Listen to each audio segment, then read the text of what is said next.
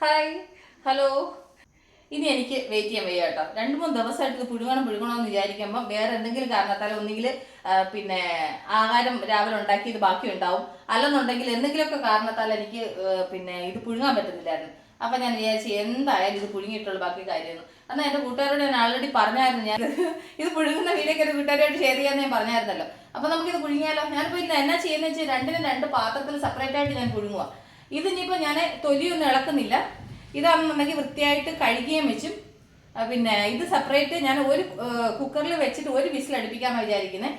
ഇതും അതുപോലെ തന്നെ കുക്കറിൽ വെച്ച് ഒരു വിസിൽ അടുപ്പിച്ച് തുറന്നു നോക്കാം. വെന്തിലെന്നുണ്ടെന്നുണ്ടെങ്കിൽ പിന്നെ വേണമെങ്കിൽ ഒരു വിസിലൂടെ അടുപ്പിക്കാം. കാരണം എന്ന് വെച്ച് കഴിഞ്ഞാൽ അളിഞ്ഞു പോയി കഴിഞ്ഞാൽ കൊണ്ട് കഷ്ടമാവും. അതുകൊണ്ട് അപ്പം ഞാൻ ആദ്യം ഇത് കഴുകി അങ്ങ് അടുപ്പിലോട്ട് വെക്കട്ടെ. ഇത് വേവിക്കാൻ ഇടുന്നതിന് മുമ്പായിട്ട് എന്താ ചെയ്യണമെന്ന് കൂട്ടുകാർക്ക് അറിയാമോ? നമ്മൾ ഈ കത്തി വെച്ചിട്ട് ഇതുപോലെ ഇതിനൊരു ഇങ്ങനെ വരിയണം. ഇങ്ങനെ വരിയുമ്പോഴത്തേന് ഇത് വെന്ത് കഴിയുമ്പോൾ നമുക്ക് ഈ തൊലി ഇളക്കിയെടുക്കാൻ ഈസിയാണ്. അതിന് വേണ്ടിയിട്ടാണ് അങ്ങനെ ചെയ്യുന്നത് കേട്ടോ. ഈ കുക്കറിൽ പറ്റില്ല, വലിയ കുക്കറിൽ വെച്ചേ പറ്റും. ഞാൻ വെച്ച് ഇത് ചെറിയ കുക്കറിനകത്ത് പിന്നെ ഇത് വെച്ചിട്ട് വലിയ കുക്കറിനകത്ത് കാച്ചിൽ വെക്കാമെന്ന് വിചാരിച്ചതാണ്. പക്ഷേ എങ്കിലും അത് പറ്റത്തില്ല. അപ്പോൾ ഈ കുക്കറിനകത്ത് തന്നെ ഇത് വേവിക്കാം. അപ്പോൾ ഇതിന് ഞാൻ ഒരു നിരപ്പനം വെള്ളം വെച്ചിട്ടുണ്ട് കേട്ടോ. കുറച്ചുകൂടെ വെള്ളം ഒഴിച്ചു കൊടുക്കാം. എന്നിട്ട് ഇതിലേക്ക് ആവശ്യത്തിന് ഉപ്പിട്ട് കൊടുക്കാം.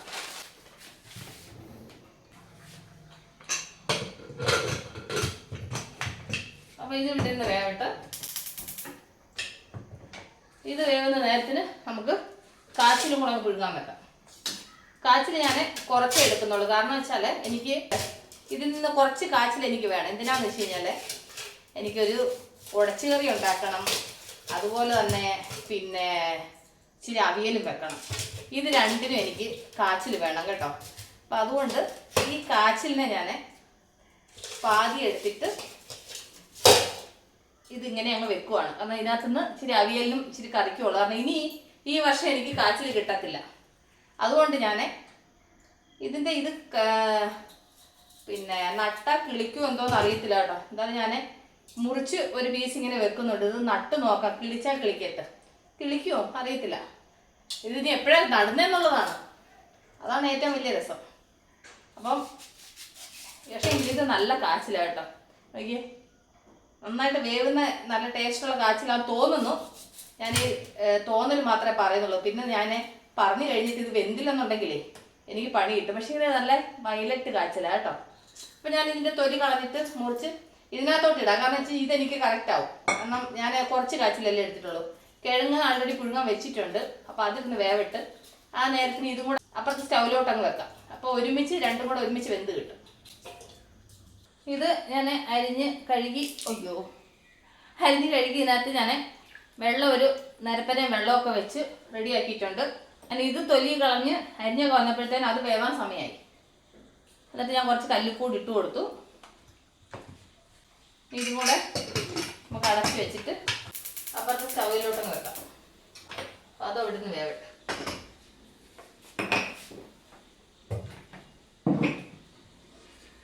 അപ്പോൾ അത് ഇവിടുന്ന് വേവട്ട്. അത് കഴിഞ്ഞിട്ട് നമുക്ക് അതിന് വേണ്ടുന്ന ചമ്മന്തി ഉണ്ടാക്കാം. അപ്പോൾ ഞാൻ ഇത് രണ്ടും ഓരോ വിസിലായപ്പോൾ ഞാൻ ഓഫ് ചെയ്തിട്ടായിരുന്നു കേട്ടോ. അപ്പോൾ നമുക്ക് ഇത് തുറന്നു നോക്കാം. ഇതിൻ്റെ എയറൊക്കെ പോയിട്ടുണ്ട്, അതിൻ്റെ എയർ പോയിട്ടുണ്ട്. ഞാനിത് അടപ്പേ വെച്ചിട്ട് കുറേ പാത്രങ്ങളൊക്കെ കഴുകാനുണ്ടായിരുന്നു. അപ്പോൾ ആ പണിയൊക്കെ ചെയ്തു കേട്ടോ. ആ നേരത്തിന് ഇത് വെന്തു. നന്നായിട്ട് വേവുന്ന കാച്ചിലാണ് തോന്നുന്നു കേട്ടോ. എന്ന് വെച്ച് കഴിഞ്ഞാൽ കൊണ്ട് കണ്ടിട്ട് നന്നായിട്ട് വെന്തിട്ടുണ്ടെന്ന് തോന്നുന്നു. ഞാൻ ഒരേ വിസിലടുപ്പിച്ച് ഞാൻ ഓഫ് ചെയ്തിട്ടാണ്. പിന്നെ ആ എയറിലൂടെ കിടന്ന് വെന്തതാ. ഇത് കൂട്ടുകാർ കാണുന്നുണ്ടോ? ഞാൻ ജസ്റ്റ് സ്പൂണും കൊണ്ട് ഇങ്ങനെ നാക്കിയതേ ഉള്ളൂ. നന്നായിട്ട് വെന്ത് കേട്ടോ. അപ്പോൾ ആദ്യം ഇതങ്ങ് ഊറ്റട്ടെ. അപ്പോൾ നമുക്ക് ഈ അരിപ്പയിലോട്ട് അങ്ങ് ഒഴിച്ചിടാം. അപ്പോൾ അത് നന്നായിട്ട് വെള്ളം വാർന്ന് ഡ്രൈ ആയി കിട്ടും. നമ്മുടെ കാച്ചിൽ വെന്തിട്ടുണ്ട്. ഇത് വിടിരിക്കിട്ട് ഞാനൊരു പീസ് കഴിക്കാതിരുന്നാൽ എങ്ങനെ? സൂപ്പർ കേട്ടോ, നന്നായിട്ട് വെന്തു.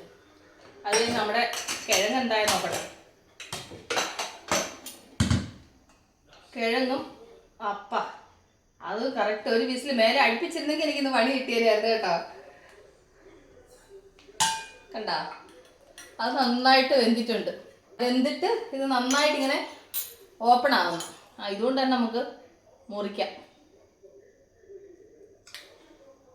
കണ്ടോ, ഇത്ര നന്നായിട്ട് വേവുന്ന കിഴങ്ങായിരുന്നു. നോക്കി, ഒരു വിസിലടിപ്പിച്ച് വേവിച്ചതാ കേട്ടോ. സൂപ്പറായിട്ട് വെന്തു. അപ്പോൾ ഇതും ഞങ്ങൾ വെള്ളം ഊറ്റി കളയിട്ട് ഇതിൻ്റെ ഞാൻ ഈ കുക്കറിൻ്റെ വാഷ ഊരിയിട്ട് ഇതിങ്ങനെ ഊറ്റിയിടാം.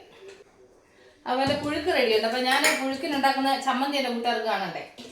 അപ്പോൾ ഞാനാണെങ്കിൽ കാന്താരി ചമ്മന്തിയാണ് അരയ്ക്കുന്നത്. അപ്പോൾ കാന്താരി ഓൾറെഡി റെഡിയുണ്ട്.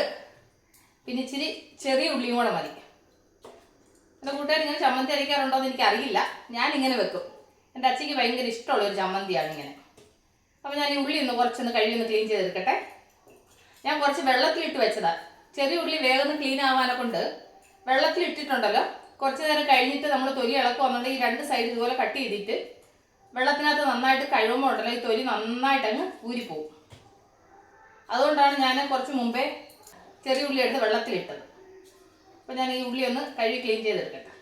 അതൊരു മിക്സർ ജാറെടുത്ത് ഇതിലേക്ക് ഞാൻ കണ്ടില്ലേ കുറച്ച് ചെറിയ ഉള്ളി ക്ലീൻ ചെയ്തെടുത്തു. അത് കഴിഞ്ഞിട്ടാണെന്നുണ്ടെങ്കിൽ അവിടെ കാന്താരി എൻ്റെ ഫ്രീസറിനകത്തിരുന്ന കാന്താരി ഉള്ളതുകൊണ്ട് ഇനി കുറച്ചും കൂടെ ഉള്ളൂ കേട്ടോ. അതെ, ഇനി ഇത്രയും കൂടെ ഉള്ളൂ. പക്ഷേ ഇതിനകത്തിരിക്കുന്നത് കല്ല് പോലെ ആയിരിക്കുന്നത്.